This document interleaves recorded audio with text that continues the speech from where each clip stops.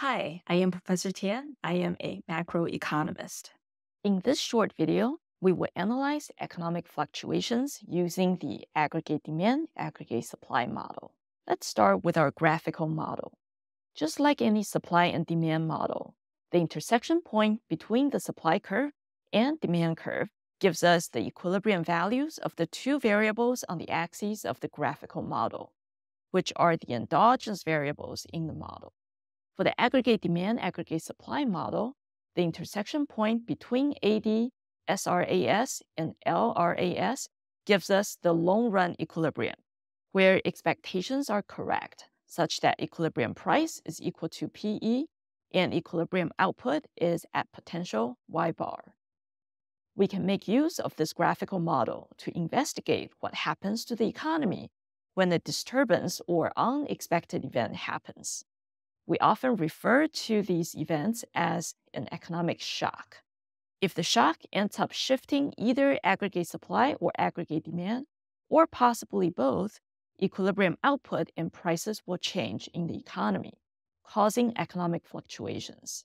That is, deviations from the long-run equilibrium. Since our baseline model has both the short-run aggregate supply and long-run aggregate supply, using the aggregate demand, aggregate supply model allows us to observe how the economy behaves in the short run, as well as the long run in response to an economic shock.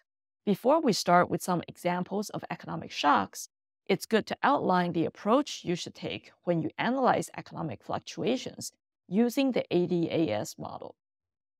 Step 1, determine whether the shock shifts the aggregate demand or the aggregate supply curve, noting that occasionally it may shift both. Step 2, determine whether the shock is positive or negative. That is, would it shift the aggregate demand or aggregate supply to the right, indicating a positive aggregate demand or supply shock, or would it shift them to the left, indicating a negative aggregate demand or aggregate supply shock? Step 3, using the graphical illustrations, you should be able to observe how equilibrium price and output changes in the short run.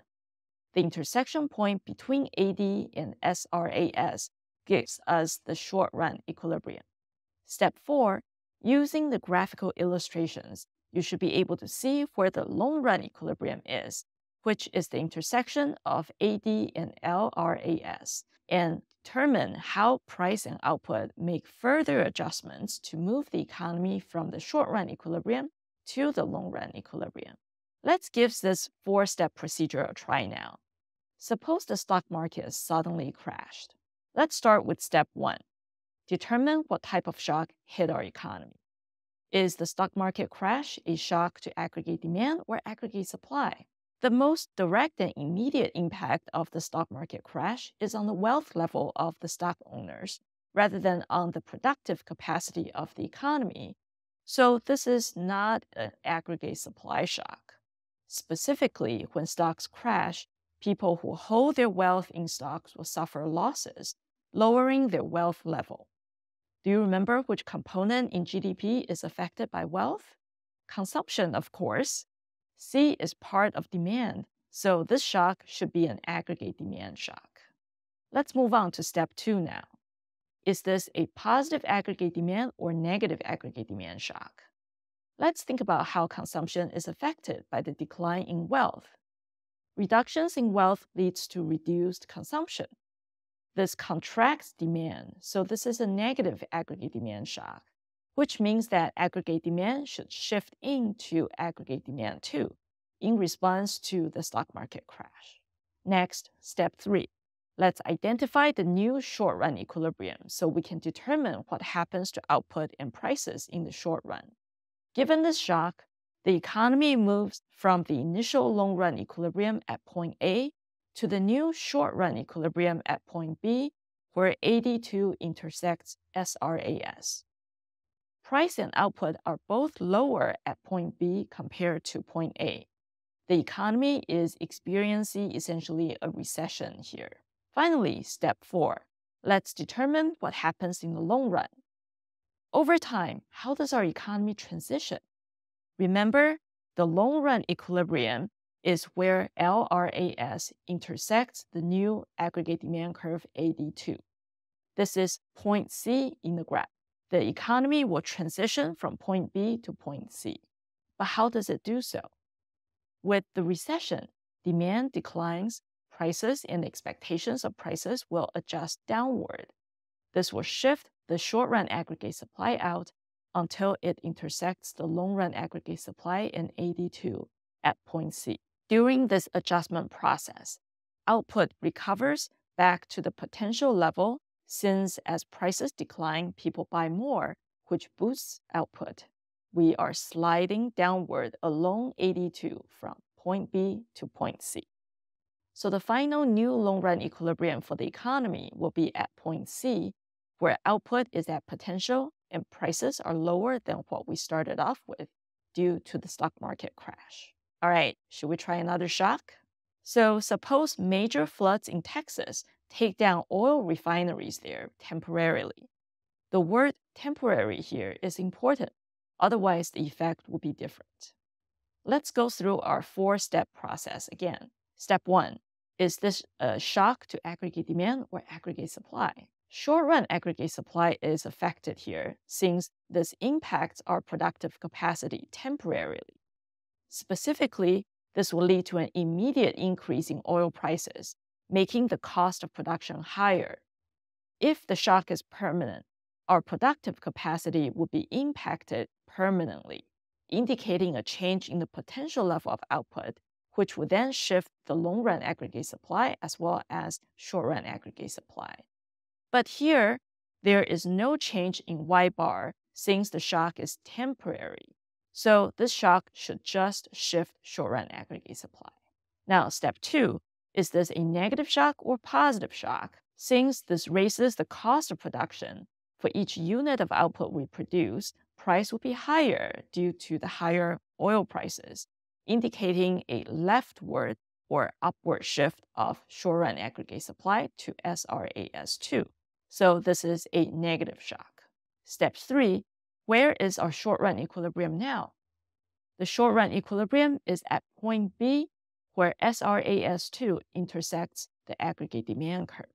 The transition from point A to point B is often referred to as a period of stagflation, where the economy experiences inflation together with falling or stagnating output.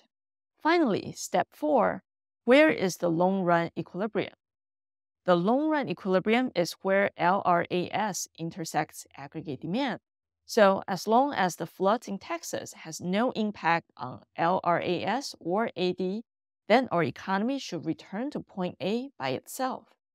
The self-adjustment comes from the fact that in recessions, workers will get laid off, which then puts downward pressure on wages. Lower wages makes production more profitable for firms, and lower prices stimulates demand. All of this contributes to increasing output, moving us along the aggregate demand curve back to point A. Note that short-run aggregate supply shifts back to its original position because of adjustments in expected price level PE.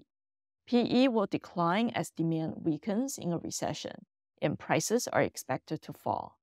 This transition may take some time, and the economy technically remains in recession until we get back to point A. So the final long-run equilibrium for the economy will be at point A, where output is at potential and prices are back to what we started off with. This temporary supply shock has no permanent effect on the economy. Manipulation of the ADAS model is not too tricky once you get the hang of it. It is important to follow the 4-step procedure because it helps to keep your thoughts organized. A word of caution here. Typically, questions you encounter in class would only give you a single shock, which impacts either aggregate demand or aggregate supply, but not both.